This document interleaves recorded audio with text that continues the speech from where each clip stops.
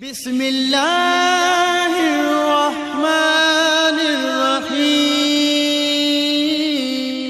حرمت والے مہینوں سے متعلق اللہ سبحانہ وتعالیٰ نے سورہ توبہ کی آیت نمبر 36 میں فرمایا،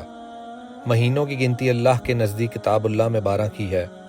اسی دن سے جب سے آسمان و زمین کو اس نے پیدا کیا ہے، ان میں سے 4 حرمت و ادب کے ہیں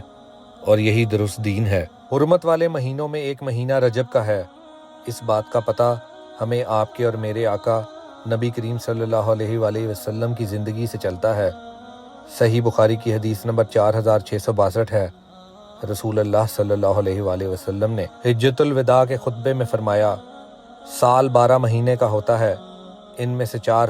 حرمت والے مہینے ہیں، 3 تو لگاتار یعنی ذی قعد، ذی الحجہ اور محرم ہیں، اور چوتھا مہینہ رجب کا ہے۔ رجب اور باقی حرمت والے مہینوں میں روزہ رکھنے سے متعلق مسند احمد کی حدیث نمبر 3930 ہے۔ عثمان بن حکیم کہتے ہیں، میں نے سعید بن جبیر سے ماہ رجب کے روزوں کے بارے میں پوچھا کہ اس کے بارے میں ان کی کیا رائے ہے۔ انہوں نے کہا، سیدنا عبداللہ ابن عباس رضی اللہ تعالیٰ عنہ نے مجھے بیان کیا کہ رسول اللہ صلی اللہ علیہ وآلہ وسلم کسی وقت اس قدر کثرت سے روزے رکھنا شروع کر دیتے کہ ہم سمجھتے کہ اب آپ صلی اللہ علیہ وآلہ وسلم کوئی روزہ نہیں چھوڑیں گے، لیکن پھر آپ صلی اللہ علیہ وآلہ وسلم اتنے عرصے کے لیے روزے ترک کرنا شروع کر دیتے کہ ہم یہ سمجھتے کہ اب آپ صلی اللہ علیہ وآلہ وسلم کبھی روزہ ہی نہیں رکھیں گے۔ اس حدیث سے ہمیں یہ بات پتہ چلتی ہے کہ نبی کریم صلی اللہ علیہ وآلہ وسلم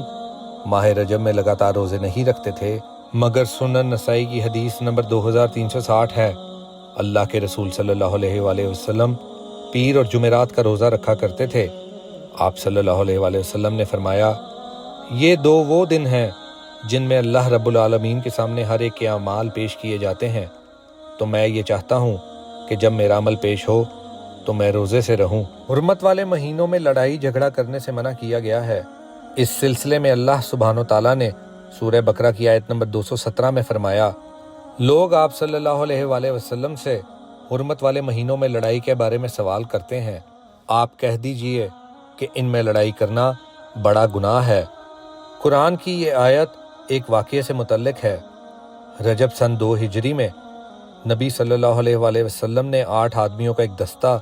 نخلا کی طرف بھیجا تھا، جو مکہ اور طائف کے درمیان ایک مقام ہے، اور اس دستے کو ہدایت فرمائی تھی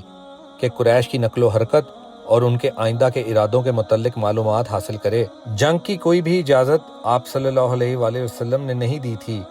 لیکن ان لوگوں کو راستے میں قریش کا ایک تجارتی قافلہ ملا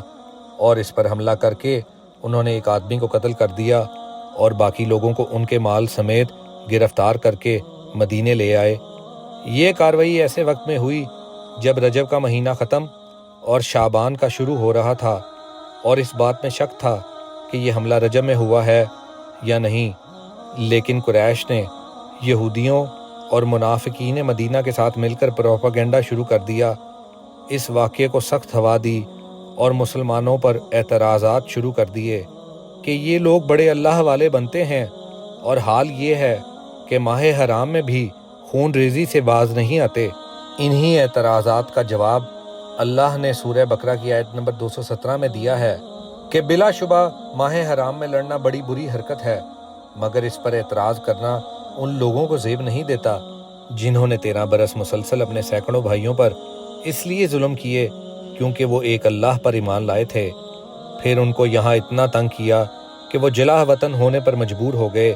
اور اس پر بھی بس نہیں کیا اور اپنے بھائیوں کے لیے مسجد الحرام تک جانے کا راستہ بھی بند کر دیا۔ خیر، اس مقام پر یہ بات بھی معلوم رہنی چاہیے، جب مسلمانوں کا یہ دستہ مال غنیمت لے کر نبی کریم صلی اللہ علیہ وآلہ وسلم کی خدمت میں حاضر ہوا تو آپ صلی اللہ علیہ وآلہ وسلم نے اسی وقت فرما دیا تھا کہ میں نے تم کو لڑنے کی اجازت نہیں دی تھی، تو آپ صلی اللہ علیہ وآلہ وسلم نے ان کے لائے ہوئے مال غنیمت میں سے بیت المال کا حصہ لینے سے بھی انکار فرما دیا تھا۔ تو اللہ سبحانہ وتعالیٰ نے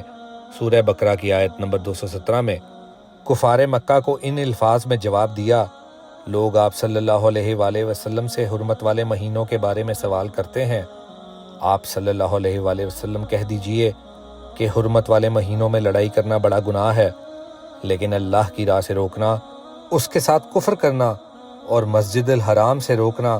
اور وہاں کے رہنے والوں کو وہاں سے نکالنا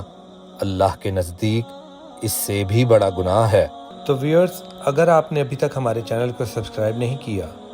تو برائے مہربانی ہمارے چینل کو سبسکرائب کر دیں اور بیل آئیکن کے بٹن کو پریس کرنا نہ بھولیں۔